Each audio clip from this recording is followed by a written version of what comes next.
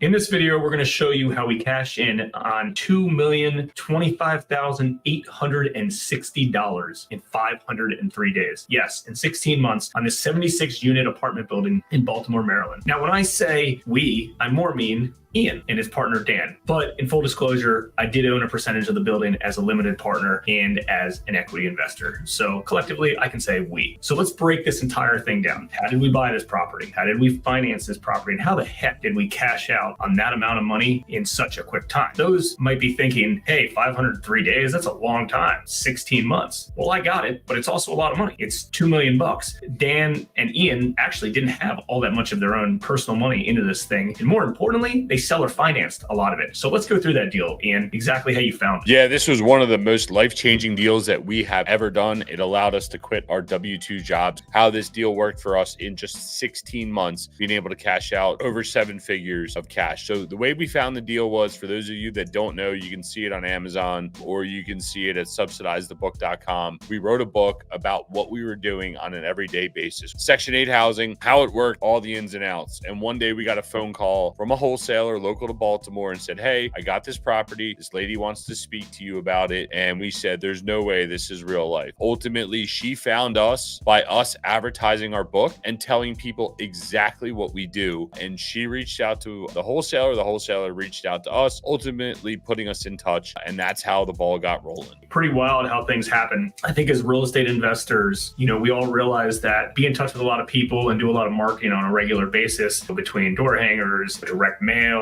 cold calling, online digital marketing and content, meeting up with brokers and things like that. But who would have known you write a book and buy a 76-unit property a few months later? Talk about the financing a little bit, of how you financed this thing. Yeah, so as the story goes, the phone call continues on and says, hey, she wants to sell you this 76-unit apartment building. And oh, by the way, she wants to owner finance 90% of it to you. And we said, dude, there is no way that is humanly possible. So we spoke to the seller. We had to sit down and she said, I want to sell this property with owner financing for tax benefits. But more importantly, I want to take care of my mother. Because when we bought this property, there was no debt on the property and she was not getting any distributions. And the rent roll was roughly $50,000 a month. And we said, whoa, that's not good. So in the end, after some discussions, she was willing to owner finance the property to us for 90% of the purchase price, which was roughly $5 million.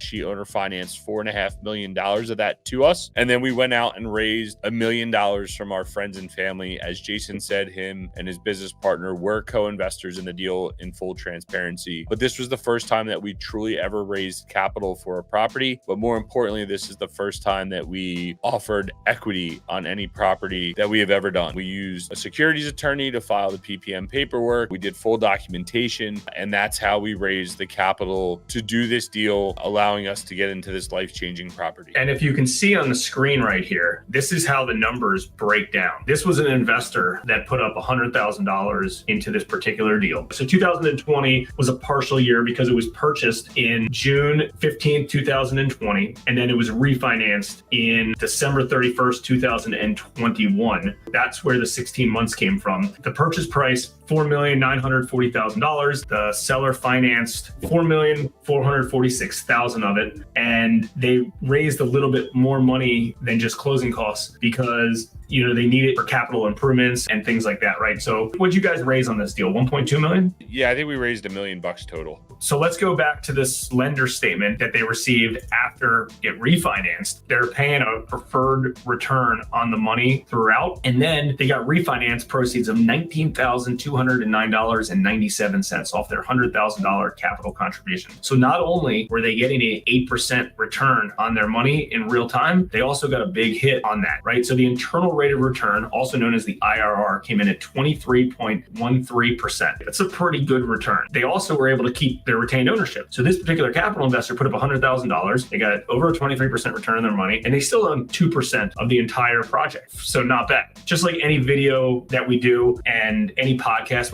we do, this is not legal advice. This is not accounting advice. This is not an investment solicitation or anything like that. We're just outlining a deal that Ian was the general partner on, and and my company was one of the limited partner equity investors on, and we're just relating exactly how the numbers were broken down. Not all deals obviously work out as good as this one, but this was a good one to share exactly how the breakdown was. There was a few learning lessons that I want to help everybody understand. This deal came through follow-up, being persistent in the deal, continuing to speak to the seller. She had actually went with somebody else before she sold it to us. That buyer did not perform. She didn't like how it was going. They were able to cancel the contract because they took so long to get the deal going, allowing us to step in. We had to use creative ways to even get the ball rolling. We took over management prior to ownership. It's something we don't like to do, but it really got us a good feel for the property leading into it. You got to remember, we bought this property during the height of COVID. There was a lot of unknown. When we bought this property, there was a lot of capital improvements that needed to be done. I think these are the pictures that after we had done some improvements to them, this is the updates that were being made, allowing us to achieve higher rent. We had a lot of fear going into this property because we had never done anything like this before. We had always done single family houses, and we were like, hey, I don't know, right? Because there's 76 tenants all in one location. It made us nervous. It really stress tested all of our systems and processes and forced us to think outside the box and grow and become better business owners. A lot of people view real estate from the standpoint of, I'm just a landlord. We had to put system and processes in place. We were buying a business here. We were managing 76 units. All of our employees could be on one site. We had to hire an office manager. That was different for us. So it really pushed us along. It took our careers from level 1 to level 2. And this ultimately became the launch pad for what we were able to do here in the future and building the portfolio that we have today that's valued at 70 million, but it could potentially be worth closer to 9 figures. This one property is what changed our trajectory to doing that. And if we had not answered that phone call, had we blown off that phone call from that wholesaler, we would not be where we are today. So it's been a really fun journey. I'm glad the property's having success, but more importantly, I'm glad all the investors that were involved in this property have had success as they took part in this property. Yeah, absolutely. Hey guys, if you enjoyed this video or videos like this, Ian and I are happy to share success stories and share stories that didn't work out all that great as well. We're extremely transparent. These are things that we talk about every day. Do us a favor, smash that like button. Do us another favor, smash that subscribe button, and we'll make sure we continue to produce good quality videos for you in your inbox on a regular basis. Thanks, guys. We'll see you on the next video.